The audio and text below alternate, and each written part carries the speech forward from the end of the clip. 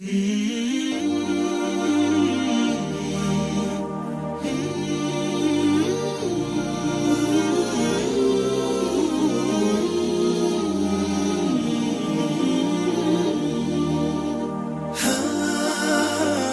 الحمد لله نحمده ونستعينه ونستغفره ونعوذ بالله من شرور أنفسنا وسيئات أعمالنا من يهده الله فلا مضل له ومن يضلل فلا هادي له وأشهد أن لا إله إلا الله وحده لا شريك له وأشهد أن محمدا عبده ورسوله اللهم اغفر لنا ذنوبنا ووفقنا لكل ما تريده وتحب وترضاه اللهم اجعلنا من عبادك المخلصين المخلصين وتوفنا وأنت راض عنا وأعنا ووفقنا وصلى الله على محمد وعلى آله وصحبه أجمعين. أما كوتا درس معنا بإذن خواهي پروردگار لتفسير سورة الحجرات أو آياتاني پێشتر خواهي پروردگار باسی بانگەشەکردنی ئەعرابی بۆ کردین کە ئەعرابیەکان یانوت ئیمانمان هێنا و خواهی پروردگاریش پیانی فەرموو بە محەممەد صلى الله عليه وسلم بە پێغەمبەری خواهی فەرموو قل لم تؤمنوا پیان بڵێ ئیمانتان نەهێناوە ولكن قولوا أسلمنا، يعني إيمان حقيقة إيمان لدڵ و دەروونتانە جێگیر نەبووە چونکە جێگربوونی حقیقەتی ئیمان لە دڵ و دەروونەکانە ئیلاوەکو لەسەر کردار و ڕفتار و هەڵس و کەوت و ژیانی ئینسان ڕنگدانەوەی ئەبێ بە جددی، يعني ئەگەر تۆ ئیمان لە دڵ و دەروونتە بە جوانی بچەسپێ ئیلاوەکو تەسەڕفاتی ئینسان هەڵس و کەوتی ئینسان ئەخلاقی ئینسان عیباداتی ئینسان خوشوع ئینسان خۆپاراستنی ئینسان تەقوای ئینسان وەرعی ئینسان بەرەو خواچوونی ئینسان خۆ ئامادەکردنی بۆ قیامەت ئیلاوەکو گۆڕانکاری بەسەریا دێ چونکە ئیمان کاریگەری خۆی هەیە و هەر کەسێ بانگەشەی ئیماندارێتی کرد بەڵام ئەخلاقی جوان نەبوو، سلوک و ئادابی جوان نەبوو، تەسەڕفاتی لەگەڵ خەڵکە جوان نەبوو، لەفز و هەڵس و کەوتی جوان نەبوو ئیلاوەکو ئیمانە خەلەلی تایە، چونکە ئیمانی ڕەسەن ئەخلاقی جوان و ڕفتار و کردداری جوان بەرهەمەهێنێ. دیسان ئەمە عەرابیانە لەبەرەوەی وەکو پێویست حقیقەتی ئیمان لە دڵ دەروونیانە جێگیر نەبوو بوون و لە ئیسلام باش تێنەگەشت بوون و لە نعمەتی گەورەی ئەم نیعمەتی ئیمان باش تێنەگەشت بوون ئەهاتن بانگەشان دێشتیانە کرد کە ئەوەتی ئێمە ئیمانمان هەیە و ئێمە ئیمانێکی حەقیقیمان هەیە. خۆی پێغەمبەر فەرمووی قل ئەتعلمون الله بدینکم، ئایا ئێوە تعلمون یعنی تخبرون، ئایا ئێوە خەبەر ئەدەنە خۆی پەروەردگار بە دین و ئیمانتان؟ ئەڵێن ئێمە ئیماندارین، ئێمە ئاوایان، ئێمە حقەتی ئیمانمان وەرگرتووە. والله يعلم ما في السماوات وما في الأرض، خۆی پەروەردگار علمی هەیە بەوەی کە لە ئاسمانەکان هەیە و لە ئەرز و علمی هەیە بەوەی کە لە ئەرزا هەیە، کەواتە علمی هەیە بە دڵ دەروونی ئێوەش. سر لای خۆی پەروەردگار شتێک نییە سر بێ و خۆی پەروەردگار علمی پێی نەبێ، علمی بەناختان هەیە، بە بانگەشەکانتان هەیە، بە ئیمانتان هەیە، بە کردارتان هەیە، بە ڕفتارتان هەیە، خۆی پەروەردگار علمی بە هەموو شتێک هەیە، علمی بەوەی هەیە لە ئاسمانەکان و لە ئەرزا هەیە. والله بكل شيء عليم، خۆی پەروەردگار بە هەموو شتێک عەلیمە، کەواتە کە خۆی پەروەردگار بە هەموو شتێک والله بكل شيء عليم، هیچ شتێکی ورد و گەورە و بچووک نییە ئیلا وەکو خولای خۆی پەروەردگار هەموو شتێک ئاشکرایە. لای مرۆڤەکان ئەکرێت ئێمە بە ظاهر کردار و ڕفتارمان شتێک بێ و ناخ و دڵ و دەروونمان شتێک بێ، بەڵام ئەمە لای خۆی پەروەردگار، ئەمە لای مەخلوقەکان وایە، لای خۆی پەروەردگار ناخت ئەبینێ وەکو چۆن ظاهرت ئەبینێ. بۆیە بانگەشەکردنی ئیمان احتیمالە بۆ دنیای خەڵکانێک بە گوێرەی بە شێوازی بانگەشەکردنەکە ببینن، بەڵام ئەمە لای خۆی پەروەردگار هیچ سوودێکی نییە. ئەم بانگەشەکردنە لای بەوەی کە تۆی ئیمانداری حەقیقیت هیچ بەهایەکی نییە، فایدە و سوودێکی نییە لای خۆی پەروەردگار. بگرە یعنی ئەوەی کە ئیسفادەی هەیە کە ئینسان هەوڵ بدە خۆی بەوە مۆژغوڵکە ئەم ئیسلامەتی خۆی، ئەم مسڵمانێت و دینداریەتەکەی خۆی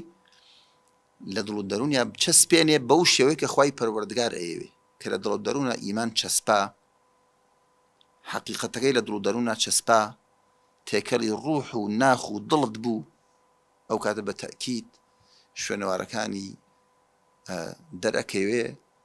وەظاهیری ئینسان، ڕفتاری ئینسان، کردداری ئینسان، عیباداتی ئینسان، بەرەو خواشوونی ئینسان هەموو شتەکانی چاکە بێ. تعاملی لەگەڵ دراوسێ، لەگەڵ ماڵ و مناڵێ، لەگەڵ دایک و باوکێ، لەگەڵ تجارەتێ، لە کاسبیە، لەگەڵ فەقیرە، لەگەڵ هەژارە، لە هەموو لە کاتی خۆشی و ناخۆشیە، لە کاتی سەحەت و نەخۆشیە، لە کاتی دەوڵەمەنی و فەقیریە، ئەم ئیمانە زاڵە بێت کە زاڵ بوو جێگیر بوو لە دڵ و دەروونە لە هەموو کاتەکان ڕەنگەداتەوە و لە هەموو کاتەکان بە شێوازێک تەعاملەکە کە خوا لە خۆی ڕازیکە. قل تعلمون الله بدينكم وكو طبعا پیغمبري خو او حديثي ك پیغمبري خو صلى الله عليه وسلم فرمت الا ان في الجسد مضغه بارچه گوشت که لم جسد انسان باش به فاذا صلحت صلح الجسد كله باش بو همو او بارچه گوشت باش بو همو جسد باش به اگر او بارچه گوشش خراب هم جسد خراب به وهي علاقه کی بهز هي بين ظاهر وباطن همو کردارکان انسان هل قلاوی ناخی چاگو کرداریشی باش به. قل تعلمون الله بدينكم الله يعلم ما في السماوات وما في الأرض والله بكل شيء عليم. أو بانغ شكردني إعرابي كان بود باسي آية خبر أدن أو تعلمونا بمعنى خبر دي آية أتانا بي خبر أدن أخوي بردار بدين وإيمانتان أخوي بردار أقدار بدين وإيمانتان. يمنون عليك أن أسلموا أي محمد منت بسراء كان بويك مسلمان بون أمش بهوي تينا قشتنا لا قوري أو نعمتيك بسر إنسان وهي كنعمة إيمانه خوي پروردگار أو همو نعمتي بسر ما نرجاندو أو همو نعمتي بسر أو قومشك أهات منتي أنا كرد بويك خلقي كي إيماني نهنا وأي محمد ما إيمان ما بيتنا وإما هاتون سرد بخير إما وكو خلق ترنين دجايتي بكين شرط لقلاب كين خوي برقا فميت يمنون عليك أن أسلموا منت بسراكني محمد كمسلمان بون بل قل لا تمنوا علي إسلامكم منتي إسلاماتي خوتان بسر من مكان بل الله يمن عليكم من هداكم أو منتي خوي برقا بسر إيوي هلب جاردو بو إيمان ئەمە جێگەی ئەوەیە کە تۆ خی پەروەردگار هیدایەتی داوی زۆر زۆر شکری خی پەروەردگار بکەیت کە خی پەروەردگار تۆی لە ڕێگەی جەهەنم لادا بۆ ڕێگەی بەهەشت. جێگەی ئەوەی نییە کە تۆ منەت بەسەر خەڵکا بکەی. بۆیە زانایانە فەرموون حتا ینی بەسەر ئینسانێک کە خەریکی شەونێژ و تاعەتە، خەریکی ڕۆژوگرتنە، خەریکی قورئان خوێندنە، خەریکی علم خوێندنە، ها لە ناو تاعەتە گەورەکانە با بە چاوی سووکەوە تەماشای خەڵکەکەی تریش نەکا کە ئەو تاعەتەی نییە. یعنی تۆ خۆی پەروەردگار هیدایەتی داوی ئینسانێکی شەو نوێژەکەی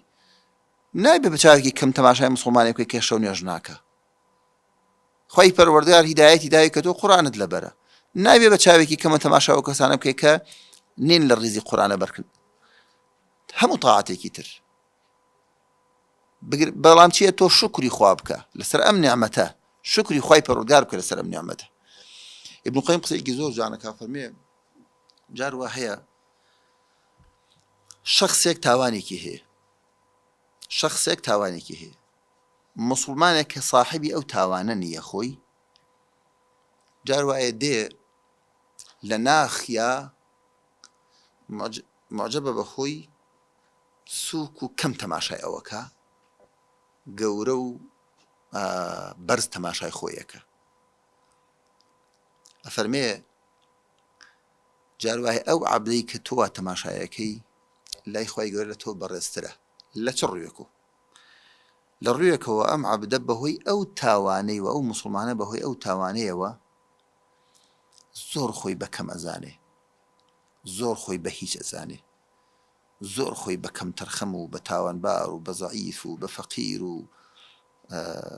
خۆی لا بچووک بووە، زۆر خۆی بە شەرمەزار ئەزانێ بەرامبەر خی پەروەردگار، زۆر خۆی بە پەشیمان ئەزانێ، بە کەم ئەزانێ. ئەم نەزڕە بۆ خۆت بەرامبەر خی پەروەردگار هەست بکەی کە زۆر شەرمەزاری، زۆر کەم تەرخەمی، زۆر دوو ئەکەوتووی، زۆر بچووکی، زۆر ئەم نەزڕە لای خی پەروەردگار گەورەی کردووە. تۆ تۆش کە خۆ زۆر بە گەورە ئەزانی زۆر بە مهم ئەزانی زۆر بە ئەو ئەزانی کە تۆ صاحبی شەو نوێژی تۆ لە خەڵک چاکتری تۆ ئەو ئەکەی تۆ ئەکەی ئەم گەورەی بۆ خۆت دادناوە لای خۆی بەگا زۆر بچووکی کردوی. بۆیە ئینسان بێ زۆر ئاگای لێبێ، ئاگای لە فروفێڵەکانی شەیطان بێ و ئاگای لە فروفێڵەکانی نەفسی بێ، چکە ئەم نەفس و شەیطانە نەفس شاخەیە کە لە بینی تۆ خۆی پەروەردگار، لە بین دڵی تۆ خۆی پەروەردگار، شەیطانیش لە ڕوانگەی نەفسەوە ئەوێ بێ دڵ و دەرین تۆ داگیرکە. هەر شوێنێک لە هەموو دنیاە کاتێک کە شوێنێک ئەگیرێت دژمنێک دێ منتەقەیەک ئەگرێ شارێک ئەگرێ شوێنێک ئەگرێ، عادەت وایە هەوڵەدا لە خەڵکی ئەو شارە خۆی هەندێک جاسووس و خەڵکێک دروست کا بە پارە بێبارچی بێ بە عایدی ئەم دژمنە لە ڕێگەی ئەوانەوە بچێتە ژوورەوە بۆ گرتنی هەر جێگا و شوێنێ. تەماشای ئەگەر هەموو ئەو ئیحتیلال و شتانە بکەن دائیم هاتوون ئەو قووەت و هێزەی کە هاتووە شار و وڵاتێ بگرێ لە ڕێگەی هەندێک خەڵکی لە ئەو خەڵکی ئەو شار و جێگە و شوێنە دروست کردووە لە ڕێگەی ئەوانەوە داخل بووە ئەو شار و وڵاتی داگیر کردووە. ئەڵێ شەیطانیش لە ڕێگەی کێوە داخلی دڵ ئەبێ؟ لە ڕێگەی نەفسۆ، لە ڕێگەی نەفسی ئەمارە بەسووە داخلی دڵ و دەروونەکان ئەبێ. ئەم نەفسی ئینسانە حەزی لە هەموو خراپەیەکە. شێخ عەبدولقادری گەیلانی هەزار ڕەحمەتی خوای پەروەردگاری لەسەر بێ ئەفەرمێت دڵی ئینسان ئەم عەبدە ها لە بین ئەوامری خوای پەروەردگار و نەفسە. خوای پەروەردگار داواکاری هەیە لەم عەبدە، خوایەکی عەظیم و شایستی هەموو پەرستن و عیبادەت و حەمدێک، لەم نەفسە ئەمارە بەسوئەش لە هەموو شتێکە داواکاری هەیە. تۆی شایتە بین داواکاری خوایەکی مستحق بە هەموو تاعاتێک لەگەڵ نەفسێکی ئەمارە کە دژمن تەو لەگەڵتایە و لە ڕێگەی دژمنەکەشت لە ڕێگەی ئەم جوندیەی بەدەن نەفسیش لەگەڵ خۆتە وەکو جوندیەکی ئەم بەدەنی بەڵام جوندێکی خراپ خەڵکێکی خراپە. لەگەر بە تاعاتی ئەگەر تۆ تاعاتی خوای پەروەردگار بکەی ئەوامرەکانی خوای پەروەردگار جێبەجێ بکەی بیت بە عەبدی خوای پەروەردگار. ئەگەر پشتت کرد لە ئەوامرەکانی خوای پەروەردگار ئەوامری نەفست جێبەجێ کرد ئەبێ بە عەبدی نەفس، ئەبێ بە عەبدی نەفس. بۆیە ئیبن عەباس گەڕۆ فەرموویەتی گەورەترین پەرستراوێک جگە لە خوای پەروەردگار کە گەورەترین پەرستراوێکی باتڵ کە چونکە هەموو پەرستراوەکانی تر جگە لە خوای پەروەردگار پەرستراوی ناحەق و باتڵ، گەورەترین پەرستراوێکی باتڵ و سەنەم و بتێکی باتڵ کە ئەپەرسترێ نەفسە. جا نەفسی ئینسانیش سەنەم و بتێکە ئەبێ بشکێنرێ نابێ گەورە ڕابگیرێ. سەنەم و بتێکە ئەبێ ئاگات لێبێ چونکە لە ڕێگەی نەفسە ئەمارە بەسوو ئەوەیە کە ئەو جانبە شەڕەیە کە شەیطانەوێ گەورەیکە. بۆیە خوای پەروەردگار باسی هەموو قەومێکمان بۆ ئەکات و لە چ ڕوویەک و ئەم قەومانە شەیطان و نەفس زەفەری پێبردون و تووشی هەڵەی گەورەی کردوون. یعنی تۆ ئەبێت خواپەرستیت کردو شکری خوا بکەی خوا هیدایەتی داوی. لە ڕۆژ قیامەتە مسلمانان چی ئەڵێن؟ الحمد لله الذي هدانا لهذا وما كنا لنهتدي لولا أن هدانا الله. سپاس بۆ خوای پەروەردگار کاتێ لەناو بەهەشتی خوای پەروەردگار ئەبنەوە و ناز و نعمەتا بین خوای پەروەردگار سپاس بۆ خوای پەروەردگار هیدایەتی داوین بۆ سەر ئەم ڕێگەیە. ئەگەر خوای پەروەردگار هیدایەتی نەداوین ئێمە هیدایەتمان وەرناگرت. خوای پەروەردگار فەرمێت ولولا فضل الله عليكم ورحمته، ئەگەر فەزڵ و ڕەحمەتی خوای پەروەردگار نەبێ بەسەرتانەوە ما زەکا منکم من ئەحد ئەبەدا، یەک کەس لە ئێوە تەزکیە و تەربیە و دڵ و دەرونی خۆی ناتوانێت پاکاتەوە ولكن الله يزكي من يشاء. ولولا فضل الله عليكم ورحمته، فضل و ڕەحمی خوای پەروەردگار نەبێ لەسەرتان ئێمە ناتوانین زاڵین بەسەر نەفس و ئەهوا و ئەو هەموو فیتەن و مەشاکل و شەهەواتی دنیا. ئەوە ڕەحمی خوای پەروەردگارە. جا شەیطان یەکێ لەو شتانەی کە بەکاری هێنێ، یەکێک لەو فێڵانەی کە بەکاری هێنێ، ئەڵێ جاروا هەیە شەڕێک هەیە، شەڕێک شەڕێکی فراوان هەیە یەک تۆز خەیری تایە ئەم تۆزە خەیرە شەیتانێکا یەک لافیتەی گەورە و ئیعلانێکی گەورە خەیرەکە زۆر بە گەورە پیشانەدا بەڵام خێرە دەوری هەموو شەڕ گرتوێتی کە بەرە ئەو خێرە ئەدبا کە نزیکی خێرەکبوو شەڕ دەورتەگرێ بەڵێمەش فێڵێکی شێتان جار وایە کە شخصی وایە خۆی ئەزانێ ضعیفە بەرامبەر ئەنتەرنێت و چۆنە ناوی ئەم بابەتەوە خۆی ئەزانێ دەدەقە گوێ لە محازەرێ ئەگرێ دەدەقە گوێ لە شتێکرێ 3-4 سەعات شێتان تاوان و ماسەد و خراپەی پێکە خۆت ئەناسی پێویست ناکە خۆت بخەڵەتێنی وەڵا کاکە دنیای ئەنتەرنێت پڕە لە محازەری خێر و پڕە لەم شتانە ڕاست و پڕە لە شتی شەڕ تۆی موسڵمان مووقفی تۆ خۆت ئەناسی ئایا ئەمە لەو تۆزە خەیرەیە بەنسبەتی تۆوە کە شەڕێکی فراوان هەیە و داخلێ بێ هەموو گیان شەڕی گرێ نابێ ئینسان خۆی بخەڵەتێنی ڕۆژە پرسیاریان لە موسڵمانێک کردوتیان سەتەلایت حرامیان حەڵاڵە تیڕا بۆ هەندێک کەس ڕادیۆیش حرامە دیارە بە گوێرەی بەرامبەریش جواوی داوە تۆتی بۆ هەندێک کەس کابرا جارێ ڕادیۆیەکی ئەم ڕادیۆی بەین تاریخا سەر ئەنواع گۆرانی و مۆسیقا و تاوان و خراپەکاری ئینسان بۆ قیامەتی خۆی قەت خۆی نەخەڵەتێنی بۆ قیامەتی خۆت جددی بە لەگەڵ خۆتە خودوا ما ئاتەیناکم بقوة خوای پەروەردگار فەرمێت ئەوەی کە پێمان بەخشون بەهێز وەریگرن ئوموری دین و ئیلتیزام و خواپەرستیتان بە جددی وەرگرن خذوا ما ئاتەیناکم بقوة واذكروا ما فيه لعلكم تتقون ئینسان بیر بکاتوە لەوەی کە هاتووە چونکە ئێمە محاسبەیەکی گەورە و ڕۆژێکی خەتەر و ترسناکی قیامەت ها لە ڕێمانە ئینسانی عاقڵ وەکو ئیمامی عومەر فەرمێت حاسبوا أنفسكم قبل أن تحاسبوا ئینسان محاسبەی خۆی بکە پێشەوەی ڕۆژێ بێ محاسبە بکرێ وزنوا أعمالكم قبل أن توزنوا ئەمڕۆ کردارەکانی خۆت دە لە میزان بزانم کردارانەی تۆ ڕزگار دەکەن ئەوە سەبەبی ڕزگار بوونت شایستەی ئەوەی کە بەم کردارانە و بچتە حوزوری خوای پەروەردگار زانایانە فەرموون مردن زۆر ترسناکە بەڵام ئەوەی کە سەبەبە کە تۆ بەهۆیەوە لە مردن نەترسی بەهۆی چیوە لە مردن نەترسی بە وردی لای خۆت بینوسە بۆ من ئاگام لە زبانم نییە بۆ من نەزەڕەکەم بۆ من ئەوەم هەیە مخالەفەم هەیە لەگەڵ دایک و باوکمە کەم تەرخەمیم هەیە لە نوێژەکانم خۆش و ئەم نییە ئەمەم ئەوەی کە لێ ئەترسی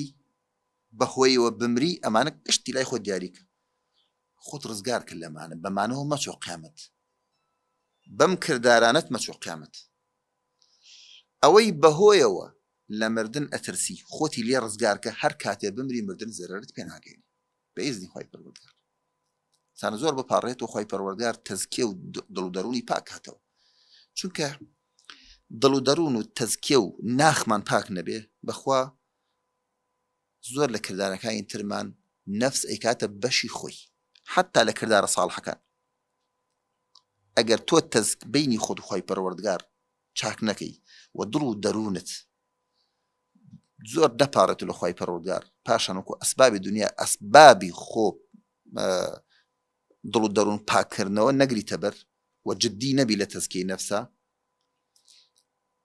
ئەمە نەکەی ئەگەر ناخمان جوان نەبێ و تەزکیەمان نەبێ و دڵ و دەروونمان باش نەبێ کردارە چاکانی شەیطانێکە بەڕیا و ئەکاتە وەسیلەیەک بۆ تاوان و ماسێت خۆ سێ نەفەری کە ئاگری پێ بەڵێ سەئەدرێت و لە بیدایەتە سێ سەنفن یەکێک لەوانە قورئان خوێنێک یەکی لەوان سەدەقەی کرد یەکی لەوان جیهادی کردو ڕۆژ قیامەتە قورئان خوێنەکە بۆی پێبێژن خارە مجاهیدەکە بۆی پێبێژن مجاهید و جەری و ئازا ئەوە کەتر بڵێن پێ لەبەر خەڵ کردی خوای پەروەردگار پێڵێت فەقەت قیل پێ دووترا ئەوەی کە هەدەفەکەی تۆ بوو لە دنیا بۆ بوو بۆیە ئەم جانبەلامێ زۆر ئاگامان لێ بێ خوای پەروەردگار باسی ئەم قەومانەمان بۆ کات ئەمە لە ڕێگەی مەدح و باسییان ناکە یەمنون عەلەیکە ئەن ئەسلموا شخصی وایە لە کارکردنی بۆ ئیسلامە لە خزمەتی بۆ ئیسلام لە سنتەرێک بۆ مەسەلەن خەڵکی فێری قورئان کردووە یان لە کارێکی ئیسلامی بۆ خزمەتی کردووە یان جیهادی کردووە یان داوای کردووە لە کاری خێرخوازیە پارێ بۆ فەقیر و فوقەرا کۆ کردێتەوە لە هەر بابەتێکە لە بەسیترین خلافی لەگەڵ دۆستەکانی یەکسێرەکە کە من چەند ساڵە خزمەتەکە من ئاوام کرد نە تۆ ئیش بۆ خۆی پەروەردگار بکە و لە غەیرە خۆی پەروەردگار چاوەڕوانی پاداشت مەبە. زانایان پێمانە فەرموون ئینسان ئیش بۆ خۆی پەروەردگار بکە کە ئیشت بۆ هەر کەسێک کرد بۆ خۆی پەروەردگار تەنها نێتت خۆی پەروەردگار بوو ئیتر ئەو شخصی کە چاکەت کردووە تۆ لەبەر خوا کردوتە ئەو شخصە لە ژیانی خۆت چاکەکە و شخصەکە لەبیری خۆت بەرەوە. بەڵام ئەگەر چاکەیان بەرامبەر کردی واجبە لە بیرت نەچێ. لەبەری پێغەمبەری خوا سەڵ فەرمێت من لا یەشکوری ناس ئەوەی سوپاسی خەڵک نەکات سوپاسی خوای گەورەش ناکات. بەڵام چاکەت کرد بۆ خەڵک لا نريد منكم إنما نطعمكم لوجه الله لا نريد منكم جزاء ولا شكر. نە پاداشتمانەوێ نە سوپاسمانەوێ. جا يمنون عليك أن أسلموا منت بسراكني محمد كمسلمان بون قل لا تمنوا علي إسلامكم منت يوم بسرامكن كمسلمان بون إسلامتي تان بل الله يمن عليكم من هداكم بلكم منتي خواهي پروردگار بسرتانو كهدايتي داون إن كنتم صادقين أقر يور رازقوبن أقر رازقوبن لدينو إيمانتانا أو جيغي منتك كبزانا منتي قوري خواهي پروردگار بسرتو كتو إيمان داري ئەزانن ئەگەر بێت و ئینسان ئیماندار نەبێ یعنی چی؟ ئەگەر منەتی ئیمان نیعمەتی ئیمانت بەسەر و نەبێ یعنی چی؟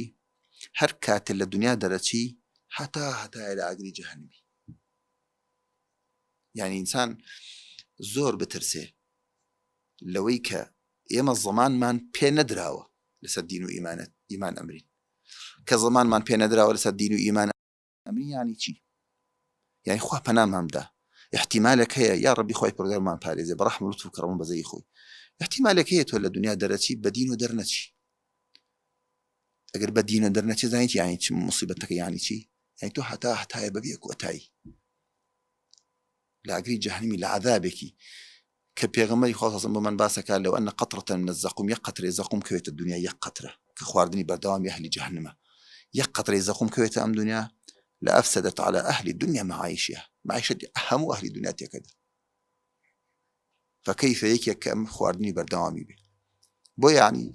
هسكردن بنعمتي إيمان قولتي نعمته شجاع ويك أوهم نعمتي تريش مان بسرويه نعمتي الصحة نعمتي رزق نعمتي أوهم نعمتي خوي بردار بسر مانويه خوي بردار فهمت إن الله يعلم غيب السماوات والأرض خوي بردار حالهم ما نزانيه خوای پەروەردگار علمی ئەوەی کە نادیار و غەیبە لە ئاسمانەکان و ئەرزە علمی پێی هەیە فكيف وانەی کە ئاشکرا و دەرکەوت و ئازاهرە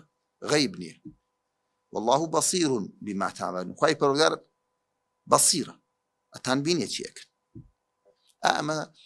ئەم ناوانەی خوای پەروەردگار ئەم کۆتاییانەی ئاەتەکان زەرورە ئینسان زۆر بەخەبەر کاتەوە. خوای پەروەردگار بەسیرە تۆ چیەکەی ئەتبینێ چیەکەی بە بانگەشەکردن نییە بینی خۆت و خوا چاکە ئەو بەین تا یعنی ئەگەر بە درێژای ڕۆژگار تۆ خۆ جوان کەرەوە دەرەوە جوان کەرەوە بۆ خەڵکن پیاوێکی باش خوا حاڵ تەزانێ باشیان باش نیت ئەو خەڵکەش سبەینێ کە تۆ ئەمڕۆ خەفەتی گەورە ئەوەیە کە لای خەڵکە جوان دەرکەوی ئەو خەڵکەش لەگەڵ تۆیە سبەینە بن بە خۆڵ هیچ نامێنێ ئەوەی کە ئەمێنێ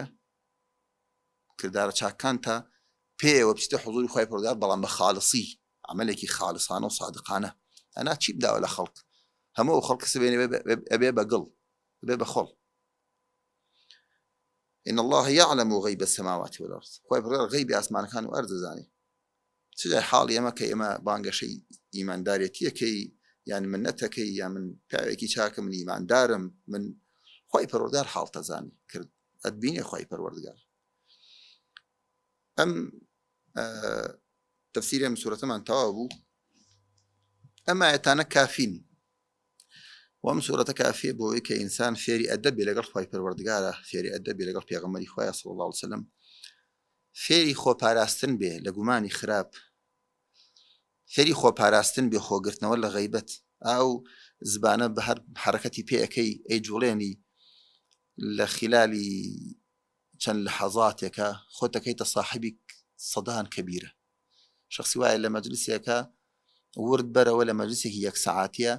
بزان چەند جار ناوی خەڵک بە خراپە ئەهێنرێ، ئەم ناوی برای خۆی و ئامۆزای و دراوسەکەی و کێ و کێ و کێ و بە یەک جارجارەوە عایلە دەنەفەن هەر دەکەیان مەسەرن بە خەڵکی هیچ نایەن و هەمووشیان سوژدا بن بۆ خۆی پردە مسڵمانن. ینی ئەم هەموو تاوان و خراپەکاریە لە نەتیجە کردارە چاکەکانی خۆت ئەسووتێنی. ئەم هەمووی لە سوورەتی لەم سوورەتە هاتووە أيحب أحد ولا يغتب بعضكم بعضا يحب أحدكم أن يأكل لحم أخيه ميتا فكرهتموه. جام سورة فيري كردين بويك إنساني بريز أو كسيك متقي به بريز أو كسي لا يخوي بردال بريز به كيش لا يخوي بريز ترين تناويك التقوى زياتر هبه زياتر خوي بباريزيه خوي دود بقري لتاوان وخراب بكاري. أم سورة فيري كردين بانقش كردني إيمان ودين داريتي لا يخوي بردال بفائدة عملوا کردار و ڕفتاری خۆتە ئیسپاتیەکە و جوان تەکاتەوە یان ناشرین تەکە. هەموو کەسێ بانگەشەکە کە من پیاوێکی باشم یان پیاوێکی خراپ، هەموو کەسێ بانگەشەکە ینی بەڵام ئەم کەسان ینی هەموو کەسێ توانێن بانگەشە بکە، بەڵام بانگەشانە لە کاتی ئیمتیحانە خۆی پەروەردگار عەبدەکانی بە ئیمتیحان هەر خۆشی بۆ خۆی دەرەکەوێ بۆ خەڵکیش دەرەکەوێەوە لە ڕۆژ قیامەت کردارەکانیشی دەرەکەوێ کە ئەمە بای چەندێک بخۆی پرگار فەرمێت. زانایان فەرموویانە عند الامتحان يكرم المرء ويهان، لكاتي امتحان وتعقيبنا انسان يان بريزه بي يان بيريزه بي. جام سورة زور آدابي فير كردين، زور صفاتي جواني فير كردين، وأصليش لقرآن خويندن ودراسة كردين قرآن وتفسير قرآن وباسي قرآن بو خوشي باسا كانني بۆ ئەوەیە کە ئەم باسە علمێکە وەریەگری بۆ ئەوەیە کە ژیانتی پێ بگۆڕی. من لە کۆتایی قسەی ئیمامی غەزالی ڕەحمەت و ڕەزای خۆی پەروەردگاری لەسەر بێ ئەڵێ ئەو کەسانەی کە گوێ لە دەرزێک لە محاضەرەیەک یان فەرموودەیەک ئاەتێک یان شتێک ئەخوێندنەوە گوێی لێ ئەگرن دڵخۆشە بن بۆ ئەچێت دەرزێک و محاضەرێک و دڵخۆشە بێژە وەڵام محاضەرێکی بەخۆت بوو محاضەرێک بوو مەسەلەن ڕوحی بوو ئەوە بوو خۆش بوو تەئسیری هەبوو هەر بەوەی کە محاضەرەکە خۆش بوو دڵخۆشە بوون و متەئسرە بن. ئەڵێ بەڵام هیچ ئیشی پێ ناکەن. نمونی ئەمانە وەکو نمونەی کابرایەکە چێت لای دکتۆر ئەڵێ نەخۆشەکەی تۆ نەخۆشەکەمان تەشخیص کردووە، یعنی نەخۆشەکەی تۆمان دیاری کردووە کە تۆ نەخۆشیەکە دیاری بێ شتێکی گرنگە بزانێت چ نەخۆشیەکتەیە عیلاجیشی هەیە. ئەمە عیلاجەکانێتی ئەمەش پارێزەکەیەتی. ئەم عیلاجانە بەکاربێنە لەم شتانە خۆت بە پارێزە تۆ ڕزگارتە بێ. ئەڵێ زۆر دڵی خۆشە بێ کە نەخۆشیەکەی تەشخیص کراوە دیاری کراوە و عیلاجەکەشی دیارە عیلاجی بۆ دیاری کراوە و پارێزی بۆ دیاری کراوە و ڕزگاری بێ لە نەخۆشیەکەی. بەڵام ئەڵێ نە عیلاجەکە بەکاربێنێ نە پارێزیش بکە. ئەم ئینسانە بەوەی کە دڵخۆش بووە و نەخۆشیەکەی بۆ دیاری کراوە عیلاج و پارێزەکە بەمە هیچ ئیسپادەیەکی پێگەێنێ کە پارێزی نەکرد و عیلاجی نەخواردووە. ڕێ نمونەی و کەسانەیشێکی گوێ لە محاضەرە و دەرس و دروسەگرن یان گوێ لە نەسیحەتێکگرن دڵپیان دڵخۆشەڵەوە شتێکی بەقوت بوو شتێکی باش بوو، بەڵام لەوانەی کە لەو دەرس و محاضەرە و لەو تەفسیری کە خوێندویان تویان گوێیان لێ بووە خۆیان ناپارێزن لەوەی کە لە قورئان و سونەت پێمانێژە خۆمانی لێ بپارێزین و عیلاجەکانیش بەکار ناهێنین. ئەڵێ نمونەمان وەکو نمونەی ئەو نەخۆشەیە کە هەر دڵخۆش بووینە بەجەوەکە ئەنا گۆڕانکاری گەورە لە ژیانمان دروست نابێ. جا من داواکارم لە خوای پەروەردگار گوێگرتمان لە ئەم تەفسیری ئەم ئایەتانەی ئەم سوورەتە بۆ ئەو بێ کە ئیشی پێ بکەین و بۆ ئەو بێ کە چەند قۆناغێک لە پەروەردەی دڵودەروون و لە بەرەو خواچوون لە خوای پەروەردگار بەرەو خواچوون نزیک ببینەوە و عملی پێ بکەین و کارێ بکەین کە بپەڕێنن لە خوای پەروەردگار بە ڕەحم و لطف و کەڕەم و بەزەیی خۆی بەو مسڵمانە حەقەمان بژمێرێ کە کاتێک لەم دنیا دەرەچین خوای پەروەردگار خۆیمان لێ ڕازی بێ. خوای پەروەردگار لە گوناحی هەموو لای خۆش بێ و خوای پەروەردگار ڕەحم و لطف و کەڕەم و بەزەیی خۆیمان پێ بەخشێ. وصلی الله علی محمد وعلى آله وصحبه أجمعين.